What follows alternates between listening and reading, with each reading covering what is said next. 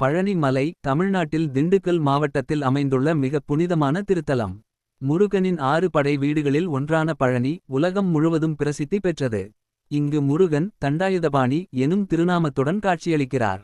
கையில் வெறும் தண்டம் தடிகை மட்டும் ஏந்தி கதிர்காமப் பக்தியின் சின்னமாக நிற்கிறார். ஆனால் ஏன் முருகன் தண்டாயுதபாணியாக இருந்தார்? ஏன் பழனி மலை மீது வந்தார் என்ற கேள்விக்கு விடை தரும் கதையே இப்போது ஆரம்பமாகிறது. பழனி மலையின் வரலாறு துவங்குவது சிவபெருமானும் பார்வதியும் தங்கள் 2 மகன்களான கணேசர் மற்றும் முருகனுக்கு நடுவே நடந்த ஒரு நிகழ்ச்சியிலிருந்து. ஒரு நாள் நாரதர் சிவபெருமானின் இல்லத்திற்கு வருகிறார். அவர் கையில் ஒரு அற்புதமான மிக சுவையான ஞானப்பழம் அமுதப்பழம் இருக்கிறது. அதை பார்த்ததும் பார்வதி தேவியும் சிவபெருமானும் ஆச்சரியப்படுகிறார்கள். அப்போதுதான் நாரதர் கூறுகிறார், விடப்பெரிது, இந்த பழம் மிகவும் சிறப்பு. இதை யாருக்கு கொடுத்தாலும் அவருக்கு அளவற்ற ஞானமும் வல்லமையும் வரும். ஆனால் இந்த பழத்தை ஒரே ஒருவருக்குத்தான் தர வேண்டும். இதை கேட்டதும் கணேசரும் முருகனும் ஆர்வம் கொண்டார்கள். உடனே சிவபெருமான் சொன்னார், விடப்பெரிது, இந்த பழத்தை எளிதில் தர முடியாது. உங்களிருவரில் யாரேனும் 3 உலகத்தையும் சுற்றி வந்து முதலில் வருகிறீர்களோ அந்த பழம் அவருக்கு. முருகன் கதிர்வேலன் வினோதமான வேகத்துடன் பறக்கும் தனது மயிலில் ஏறி உடனே புறப்பட்டார். அவர் திசைமாற்றம் செய்யாமல் விண்ணில் பாய்ந்து 3 உலகங்களையும் சுற்ற ஆரம்பித்தார். அப்போதோ கணேசர் யோசிக்கிறார், விடப்பெரிது, எனக்கு வேகம் குறைவு. ஆனால் ஞானம் தான் மிகப்பெரிய பலம். கணேசர் தனது தந்தையும் தாயுமான சிவபெருமானும் பார்வதியையும் சுற்றி வணங்குகிறார். பின்னர் கூறுகிறார், விடப்பெரிது, அப்பா அம்மா, நீங்கள்தான் எனக்கு 3 உலகங்களும். உங்களைச் சுற்றியே நான் உலகத்தைச் சுற்றிவிட்டேன். அவரது நுண்ணறிவு பக்தி சிவபெருமானையும் பார்வதியையும் கவர்ந்தது. உடனே அவர்கள் அந்த ஞானப்பழத்தை கணேசருக்கு அளித்தனர். 3 உலகங்களை சுற்றி வந்த முருகன் திரும்பி வந்தபோது கணேசர் ஏற்கனவே பழத்தை பெற்றுவிட்டதை பார்த்து கோபமடைந்தார். விடப்பெரிது, நியாயமில்லாத தீர்ப்பு இது. உங்களிருவரும் என்னை மதிக்கவில்லை. இனிமேல் உங்களிடமில்லை என் வாழ்க்கை. அன்று முருகன் தனது கையில் இருந்த அனைத்தையும் விட்டு கையில் வெறும் தண்டம் மட்டும் எடுத்துக்கொண்டு பசுமை சூழ்ந்த பழனி மலை மீது சென்று தியானத்தில் அமர்ந்தார். அப்போது தான் சிவபெருமான் பார்வதி தேவியுடன் வந்து முருகனை சமாதானப்படுத்தினார். அப்போதுதான் சிவபெருமான் கூறினார், விடப்பெரிது, பழம் நீயே பழனி. அதாவது அந்த ஞானப்பழத்திற்கும் மேலானவர் நீயே முருகா என்ற அர்த்தம். அப்படித்தான் அந்த ஸ்தலம் பழனி என்ற பெயரை பெற்றது. பழனி மலையின் வரலாறு துவங்குவது சிவபெருமானும் பார்வதியும் தங்கள் 2 மகன்களான கணேசர் மற்றும் முருகனுக்கு நடுவே நடந்த ஒரு நிகழ்ச்சியிலிருந்து. ஒரு நாள் நாரதர் சிவபெருமானின் இல்லத்திற்கு வருகிறார். அவர் கையில் ஒரு அற்புதமான மிக சுவையான ஞானப்பழம் அமுதப்பழம் இருக்கிறது. அதை பார்த்ததும் பார்வதி தேவியும் சிவபெருமானும் ஆச்சரியப்படுகிறார்கள். அப்போதுதான் நாரதர் கூறுகிறார், விடப்பெரிது, இந்த பழம் மிகவும் சிறப்பு. இதை யாருக்கு கொடுத்தாலும் அவருக்கு அளவற்ற ஞானமும் வல்லமையும் வரும். ஆனால் இந்த பழத்தை ஒரே ஒருவருக்குத்தான் தர வேண்டும். இதை கேட்டதும் கணேசரும் முருகனும் ஆர்வம் கொண்டார்கள்.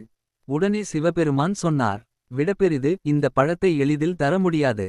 உங்களிருவரில் யாரேனும் 3 உலகத்தையும் சுற்றி வந்து முதலில் வருகிறீர்களோ அந்த பழம் அவருக்கு. முருகன் கதிர்வேலன் வினோதமான வேகத்துடன் பறக்கும் தனது மயிலில் ஏறி உடனே புறப்பட்டார். அவர் திசைமாற்றம் செய்யாமல் விண்ணில் பாய்ந்து 3 உலகங்களையும் சுற்ற ஆரம்பித்தார். அப்போதோ கணேசர் யோசிக்கிறார், விடப்பெரிது, எனக்கு வேகம் குறைவு. ஆனால் ஞானம் தான் மிகப்பெரிய பலம். கணேசர் தனது தந்தையும் தாயுமான சிவபெருமானும் பார்வதியையும் சுற்றி வணங்குகிறார். பின்னர் கூறுகிறார், விடப்பெரிது, அப்பா அம்மா, நீங்கள்தான் எனக்கு 3 உலகங்களும். உங்களைச் சுற்றியே நான் உலகத்தைச் சுற்றிவிட்டேன். அவரது நுண்ணறிவு பக்தி சிவபெருமானையும் பார்வதியையும் கவர்ந்தது. உடனே அவர்கள் அந்த ஞானப்பழத்தை கணேசருக்கு அளித்தனர். 3 உலகங்களை சுற்றி வந்த முருகன் திரும்பி வந்தபோது கணேசர் ஏற்கனவே பழத்தை பெற்றுவிட்டதை பார்த்து கோபமடைந்தார். விடப்பெரிது, நியாயமில்லாத தீர்ப்பு இது. உங்களிருவரும் என்னை மதிக்கவில்லை. இனிமேல் உங்களிடமில்லை என் வாழ்க்கை. அன்று முருகன் தனது கையில் இருந்த அனைத்தையும் விட்டு கையில் வெறும் தண்டம் மட்டும் எடுத்துக்கொண்டு பசுமை சூழ்ந்த பழனி மலை மீது சென்று தியானத்தில் அமர்ந்தார். அப்போது தான் சிவபெருமான் பார்வதி தேவியுடன் வந்து முருகனை சமாதானப்படுத்தினார். அப்போதுதான் சிவபெருமான் கூறினார், விடப்பெரிது, பழம் நீயே பழனி. அதாவது அந்த ஞானப்பழத்திற்கும் மேலானவர் நீயே முருகா என்ற அர்த்தம். அப்படித்தான் அந்த ஸ்தலம் பழனி என்ற பெயரை பெற்றது. முருகன் அந்த கோபத்துடன் இருந்தபோது அலங்காரங்களையும் ஆபரணங்களையும் ஆடைகளையும் எல்லாம் விட்டு கையில் வெறும் தண்டம் மட்டும் ஏந்தி இருந்தார். தியானத்தில் மூழ்கிய அவர் சந்நியாசத்தின் வடிவில் காணப்பட்டார். அதனால் இங்கு முருகன் தண்டாயுதபாணி சுவாமி என்ற பெயரால் அழைக்கப்படுகிறார். அவர் உடை மிகவும் எளிமையானது. கழுத்தில் ருத்ராட்சம், இடுப்பில் கொஞ்சம் வஸ்திரம், கையில் தண்டம். இது சந்நியாசியின் அடையாளம். ஆனால் அந்த எளிமையில் தான் அற்புதமான ஆன்மீக சக்தி நிறைந்துள்ளது. பழனி மலையின் கோவில் மிக பண்டையது. சங்ககாலத்திலும் இதற்கான குறிப்புகள் உள்ளது. அகத்தியர், போகரர், புலிப்பாணி சித்தர் போன்ற 18 சித்தர்களும் பழனியில் தங்கள் ஆன்மீக ஆற்றலை வளர்த்தனர்.